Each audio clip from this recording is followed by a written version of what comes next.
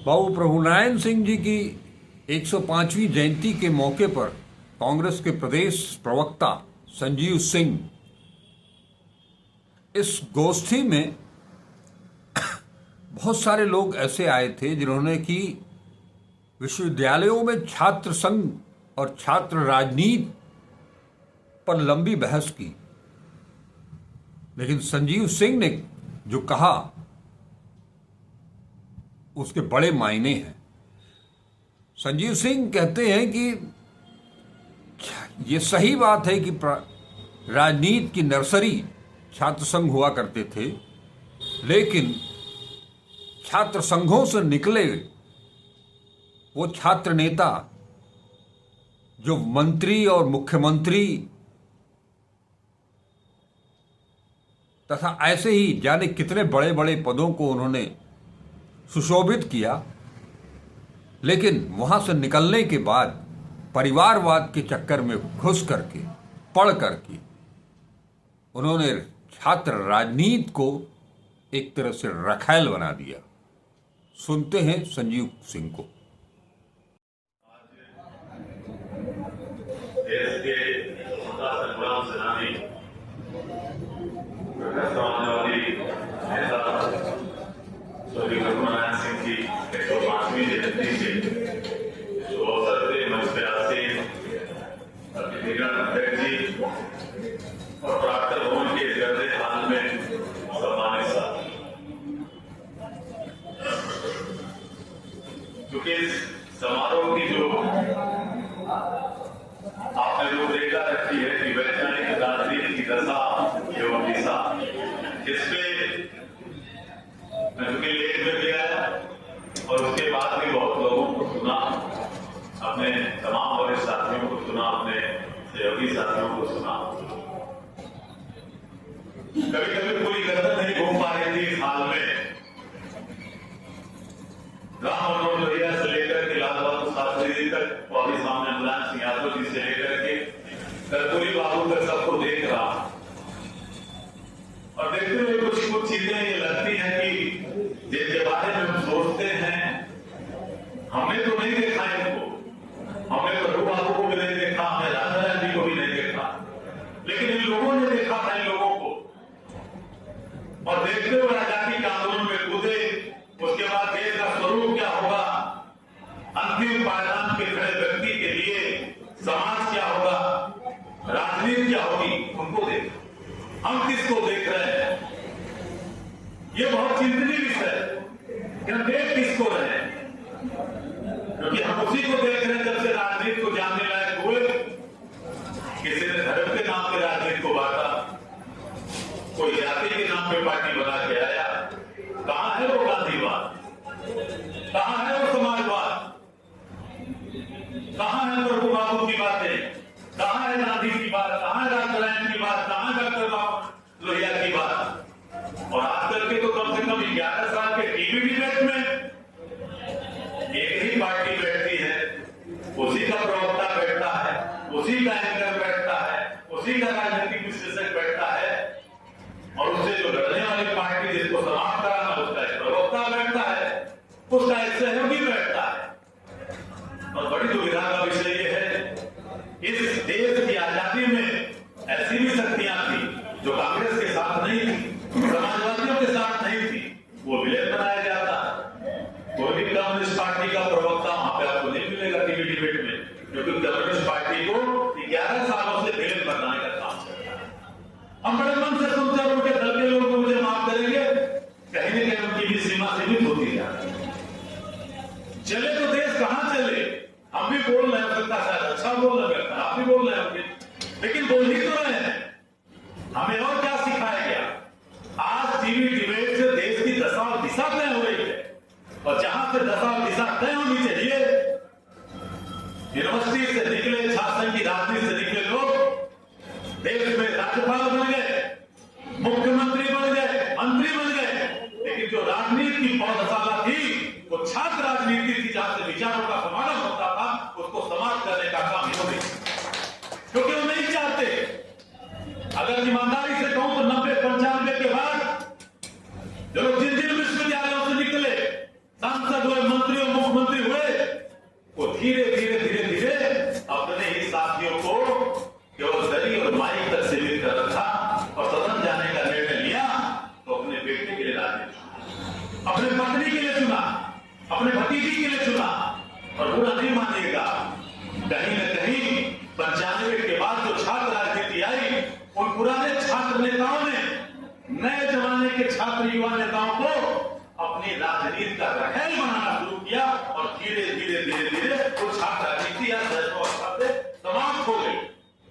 हमारे छोटे भाई बात कर रहे थे, मुझे नहीं लगता, किसी का नाम लेना नहीं चाहता, लेकिन जिनको चाहता हूं, आप बताइए ना पिछले 15 साल में कौन राजेश मिश्रा निकला, कौन डॉक्टर, कौन ओम प्रकाश से निकला?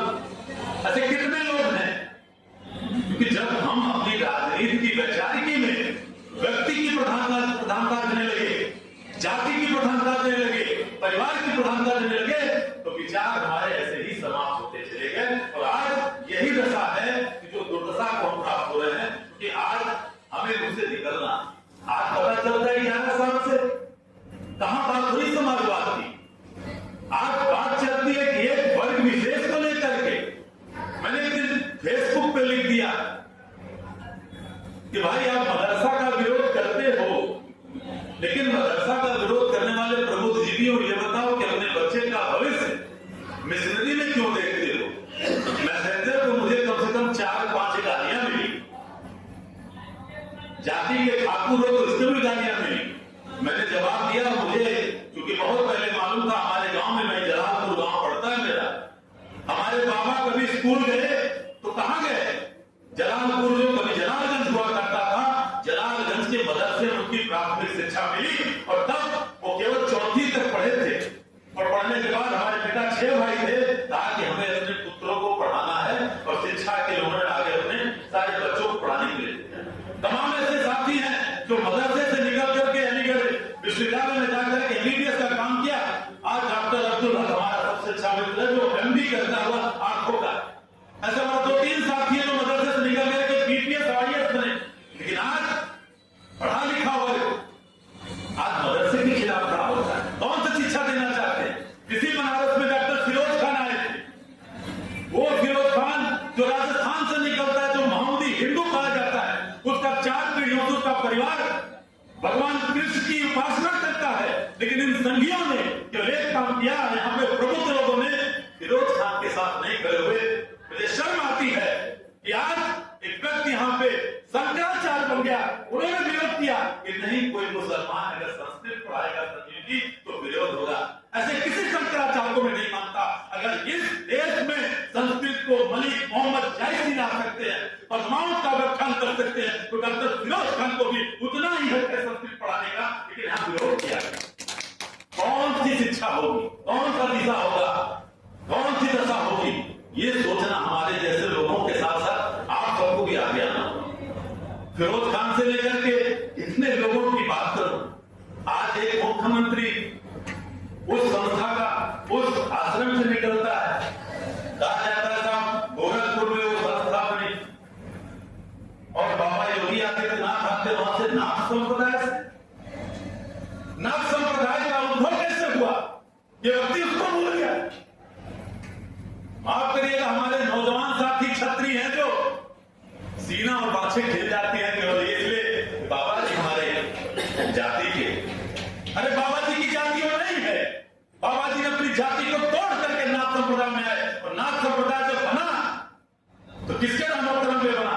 जो नाथ संप्रदाय की स्थापना हुई, सीधे सीधे कहा गया कि जो हिंदू मुसलमान में जो निचले स्तर के लोग हैं, जो शोषित हैं, दलित हैं, वो नाथ संप्रदाय में जुड़ेंगे। और तभी जो गोरखनाथ मंदिर है, जिन्होंने गोरखपुर नहीं देखा होगा या देखा होगा, वो गोरखनाथ मंदिर भी वहां से सभासद एक मुसलमान होता था। कुछ दिन पहले, मुझे नहीं मालूम, और माइनॉरिटी का वोट ज्यादा मिलता है, वहां से भारतीय जनता पार्टी चुनाव आती है, उस मोहल्ले में है। और कैसे है? इसलिए है कि जहां नाथ संप्रदाय का गोरखनाथ मंदिर बना, वो किसी ठाकुर राजा ने नहीं दिया था। जिसको न दे मौला उसको दे, वो अवध का नाम था, उसका नाम बोल रहा हूं, वासुपुत दौला की पत्नी को सपना आया था, और वासुपुत दौला के उसने आप ऐसे संप्रदाय की स्थापना कर रहे हो जहां हिंदू और मुसलमानों में निचले स्तर के लोग हैं, उनको ऊपर लाने के लिए। तो मैं आपको अपनी इतनी जमीन देता हूं तो जाकर के वहां गोरखनाथ मंदिर बना। कहने का मतलब यह है कि धर्म बुरा नहीं है, लेकिन धर्म में जो नए नए उपासक निकले हैं, जो अपनी सुरक्षा अपने स्वार्थ से हमारे समाज को तोड़ने का काम कर रहे हैं, इनसे बचिए। कहीं देश कटा और बटा नहीं है। 1200 सालों में इस देश में मुगल भी आया, तुर्क भी आया, फ्रांसीसी भी आया, डच भी आया, तब तो हम कटे और बटे नहीं। हम जो थे, हमारी बल्दियत वही थी, वही जमे थे। आज जो नए लोग आए हैं, 11 सालों में देश में प्रधानमंत्री चुना, और हम नारा यही सुनते हैं साहब कि जीडीपी खतरे में है, महिलाएं खतरे में है। अब तो नया नया चीज चल गया कि साहब भैंस भी खतरे में है। अब भैंस भी खतरे में हो जा रही है। कहने का मतलब है कि देश ने खतरा नहीं चुना, तो प्रधानमंत्री को चुना, और इसलिए जब ये वैचारिकी तभी आगे बढ़ेगी। मैं अपनी बात को ही समाप्त करना चाहूंगा। वो वैचारिकी क्या है? इन सारे लोगों में तस्वीर उनकी नहीं है जो देश को बांटने और काटने का काम 1940 में कर रहे थे। जब 23 मार्च 1940 को जिस दिन शहीद आजम भगत सिंह की शहादत हुई थी, तो शर्म आती है के ऊपर कि 23 मार्च 1940 को सिंध की असेंबली में यही मुस्लिम लीग और यही हिंदू महासभा पाकिस्तान का प्रस्ताव पारित कर रही थी। जिस दिन देश शहीद आजम भगत सिंह की शहादत दिवस को मना रहा था, डॉक्टर लोहिया ने कभी अपनी जयंती और जन्म दिवस नहीं मनाया, क्योंकि उसी दिन देश के 3 शूरवीरों को शहीद हुआ था। और ये ऐसे नंगे लोग उस दिन पाकिस्तान का प्रस्ताव पारित कर रहे थे, आज हमें बताते हैं कि हम देश बांटने का काम कर रहे हैं। इसलिए कह रहा हूं कि साहब की जो नफरत की बीज होने वाली जो फैक्ट्री हमारे प्रदेश से लेकर के देश में चल रही है, इससे देश नहीं सुरक्षित होगा। अरे जो लोग अपने परिवार को परिवार नहीं बना पाए, किसने रोका था हमारे प्रधानमंत्री मुख्यमंत्री को? वो आपका परिवार क्या बनाएंगे, वो आपके परिवार को क्या बढ़ाएंगे? इसलिए कहना चाहता हूं कि आज प्रभु बाबू की राजनारायण जी की जितने महापुरुषों की विचार की जो वैचारिक समागम है, मैं अपने साथियों से कहता हूं कि बहुत अच्छी चीज है। गूगल की है, सोशल मीडिया है, इसको लेकर के माध्यम से हम जो लोग मेहनत कर रहे हैं, मैं उन साथी जो नौजवान साथी हैं, बिल्कुल मैं इसका पूर्णतः पक्षधर हूं। अपनी पार्टी में भी जहां आवाज उठाने का मौका मिलेगा, मैं इस बात को उठाऊंगा कि बिल्कुल अगर चाहते हो कि देश की एकता अखंडता बची रहे, देश में पूरे रूप से राष्ट्रवाद समाजवाद और हमारे देश में धर्मनिरपेक्षता की ताकत बची रहे, तो छात्र संघों में छात्र राजनीति को आगे लाइए।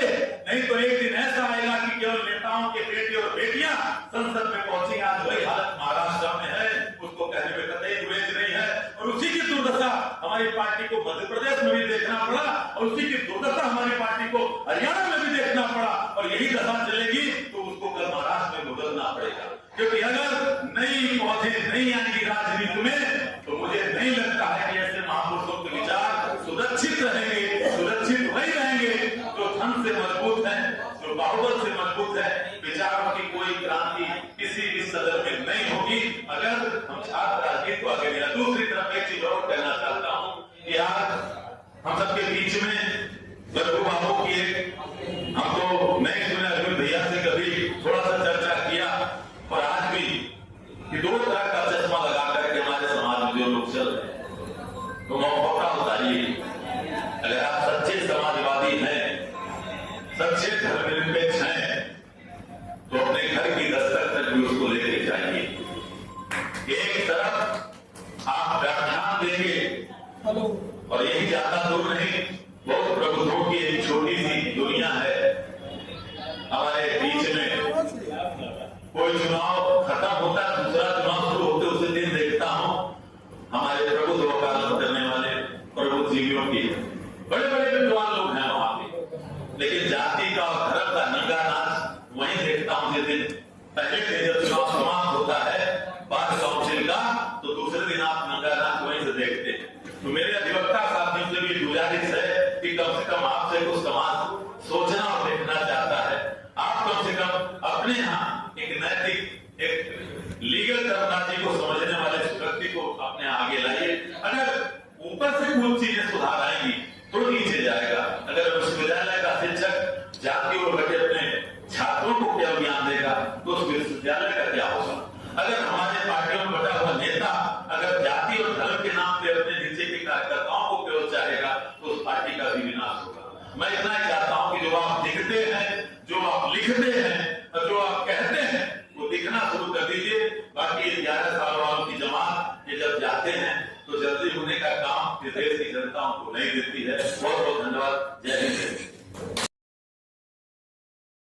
अभी सुना संजीव सिंह को। संजीव सिंह एक युवा क्रांतिकारी समाजवादी सोच के कांग्रेसी नेता हैं। वो एक कट्टर समाजवादी हैं। उनके अंदर आपने सुना होगा कि कोई जात बिरादरी परिवारवाद इस पर कितना कड़ा प्रतिरोध उनके अंदर दिखाई देता है। आज की राजनीति शायद ऐसे लोगों की ही जरूरत है। नमस्कार, अजय चतुर्वेदी।